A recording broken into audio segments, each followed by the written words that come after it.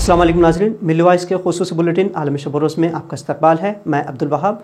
खबरों को तफसील से देखने से पहले पेश है अहम सुर्खियाँ।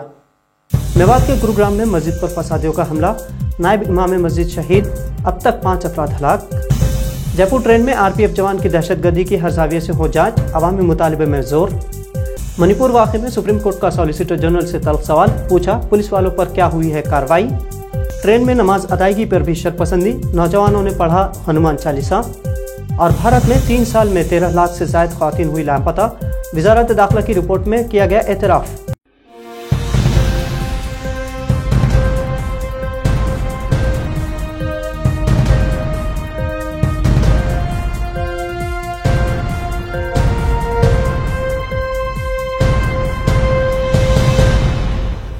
हरियाणा के नूह में फ़िरक़ावाराना तशद्दुद अभी थमा भी नहीं था कि इसके असरात गुरुग्राम में भी देखने को मिल रहे हैं। गुरुग्राम यानी गुड़गांव के सेक्टर 57 में फसादी दहशतगर्दों ने एक मस्जिद में आग लगा दी, जिसके नतीजे में मस्जिद के नायब इमाम जाँ बहक हुए हैं और मस्जिद में मौजूद 2 दीगर अफराद ज़ख्मी भी हुए हैं। गुरुग्राम पुलिस के DCP के मुताबिक हमले की तस्दीक करते हुए उन्होंने कहा कि हमले में मस्जिद के नायब इमाम की मौत हुई है। DCP के मुताबिक जब मस्जिद पर हमला हुआ तो वहां सिक्योरिटी के लिए पुलिस फोर्स तैनात थी, लेकिन हमलावरों की तादाद कहीं ज़्यादा थी, जिससे उन्होंने अचानक फायरिंग शुरू कर दी। पुलिस वाक़े से मुताल्लिक़ वीडियोज़ इकट्ठी कर रही है और हमलावरों की शनाख्त भी की जा रही है। पुलिस के मुताबिक कुछ हमलावरों को भी हिरासत में लिया गया है।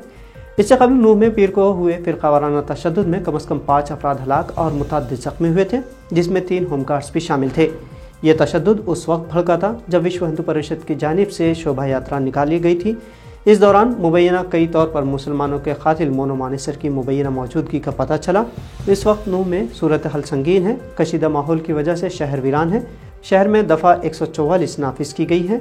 नूह में तशद्दुद के बाद हरियाणा के स्कूल एजुकेशन बोर्ड ने वहाँ 1 और 2 अगस्त को होने वाले 10वीं और DLD के इम्तहानात मुलतवी कर दिए हैं। जयपुर मुंबई एक्सप्रेस ट्रेन में RPF जवान के जरिए दहशतगर्दी के वाक़े ने पूरे मुल्क को हिलाकर रख दिया है। मुसलमानों से नफरत के इस हद तक बढ़ चुकी है कि अब RPF के जवान भी निहत्तों पर फायरिंग करते हुए मोदी योगी को वोट देने की बात कर रहे हैं।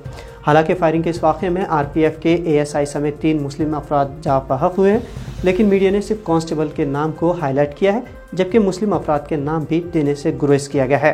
दहशतगर्दी में मुलविस RPF जवान चेतन सिंह को बचाने के लिए इब्तदाई तौर पर बताया जा रहा है कि उस कातिल की तबीयत ठीक नहीं थी और वो जल्दी घर जाना चाहता था, लेकिन आला अफसर ने इसकी इजाज़त नहीं दी, जिससे उसने इस तरह का इंतहाई कदम उठाया है। लेकिन सवाल ये भी उठता है कि दीगर 3 मुसलमानों को किस बिना पर निशाना बनाया गया है और वीडियो में मुलजिम जो मोदी और योगी का नाम ले रहा है उसके पीछे मंशा क्या है। अवामी मुतालिबा किया जा रहा है कि इस मामले की हर जाविये से जाँच की जाए। चलती ट्रेन में एक बुजुर्ग की जानिब से नमाज अदा करने पर उसके जवाब में चंद नौजवानों ने बुलंदी से हनुमान चालीसा का जाप शुरू कर दिया। चलती ट्रेन में पेश आए इस वाक़े का वीडियो सोशल मीडिया के मुख्तलिफ प्लेटफॉर्म्स पर तेज़ी से वायरल हो रहा है। ये वीडियो कहाँ से है इस बात का फौरी तौर पर पता नहीं चल सका है, लेकिन वीडियो में साफ तौर पर देखा जा सकता है कि ट्रेन में एक बुजुर्ग खामोशी के साथ नमाज अदा कर रहे हैं, जबकि वहीं इस कंपार्टमेंट में बैठे हुए चंद नौजवान अपना सेलफोन निकालकर उसमें देखकर चालीसा का बुलंद आवाज़ में जाप कर रहे हैं। मणिपुर में जारी तशद्दुद मामले पर सुप्रीम कोर्ट में मंगल के रोज़ एक बार फिर समाअत हुई। चीफ जस्टिस DY चंद्रचूड़ ने इस दौरान मकामी पुलिस पर सवाल खड़े किए और कहा कि FIR को दर्ज करने में काफ़ी ताख़ीर हुई है। चीफ जस्टिस ने यह भी कहा है कि हालात पूरी तरह से बेकाबू हैं और वहाँ कोई कानून का राज ही नहीं है। चीफ जस्टिस ने सॉलिसिटर जनरल तुषार मेहता से ये तल्ख सवाल भी किया कि वीडियो में जो ख़वातीन हैं उनका बयान है कि पुलिस ने ही उन्हें भीड़ के हवाले किया, तो फिर पुलिस वालों पर क्या कार्रवाई की गई है। इसके जवाब में सॉलिसिटर जनरल ने कहा कि मामला CBI को दिया गया है। आज हुई समाअत में सॉलिसिटर जनरल ने कहा है कि हमने मणिपुर तशद्दुद मामले पर स्टेटस रिपोर्ट तैयार की है। ये एक हसास मामला है। 3 मई के बाद अब तक मजमूई तौर पर 6532 FIR दर्ज हुई है। इनमें 11 FIR ख़वातीन और बच्चों के खिलाफ तशद्दुद और जिनसी इस्तेसाल को लेकर हैं। तशद्दुद के दौरान जो भी लाशें बरामद हुई है उन सभी का पोस्टमार्टम हुआ है। महाराष्ट्र में एक दूसरे की सियासी दुश्मन माने जाने वाले राष्ट्रवादी कांग्रेस के कौमी सरबराह शरद पवार और वज़ीर-ए-आज़म नरेंद्र मोदी के पुणे की तकरीब में एक दूसरे से गर्मजोशी से मुलाकात सियासी हलकों में बहस का मौजू बन गई है। अपोजिशन पार्टियों ने NCP सरबराह को इस तकरीब में शिरकत से दूर रहने की दरख्वास्त की थी, लेकिन इसके बावजूद शरद पवार तकरीब में शरीक रहे। एक तरफ NCP को BJP ने 2 हिस्सों में तकसीम कर दिया है, तो दूसरी जानिब शरद पवार की शिरकत और मोदी का उन्हें गर्मजोशी से इस्तकबाल करना सियासी हलकों में बहस का मौजू बन गया है। हाल ही अरसे में NCP सरबराह को अपने घर में ही मुखालिफत का सामना करना पड़ा है। उनके भतीजे ने BJP के साथ हाथ मिलाकर इक़्तिदार में शमूलियत इख्तियार कर ली है। मोदी हुकूमत जिस देश में बेटी बचाओ का नारा लगाती है उसी देश में 3 साल में 13 लाख से ज़्यादा ख़वातीन लापता हो चुकी है। ये इंकशाफ वजारत दाखिला की जानिब से गुज़िश्ता हफ्ते पार्लियामेंट में पेश करदा रिपोर्ट में दिया गया है। इस रिपोर्ट ने ख़वातीन के हवाले से तशवीशनाक सूरत हाल को उजागर किया है। मुल्क में जराइम का रिकॉर्ड रखने वाले इदारे नेशनल क्राइम रिकॉर्ड्स ब्यूरो यानी NCRB के फ्राहम करदा एदाद शुमार की बुनियाद पर वजारत दाखिला ने अपनी रिपोर्ट में बताया है कि साल 2019 से 2021 के दरमियान भारत में 13,13,000 से ज़्यादा लड़कियाँ और ख़वातीन लापता हुई हैं।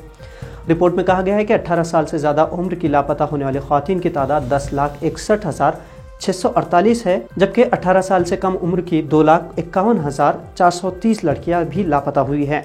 रिपोर्ट में मुल्क गिर सतह पर लापता होने वाली ख़वातीन की तादाद भी दी गई है, जिसके मुताबिक सबसे ज़्यादा यानी 1,60,180 ख़वातीन मध्य प्रदेश से लापता हुई हैं।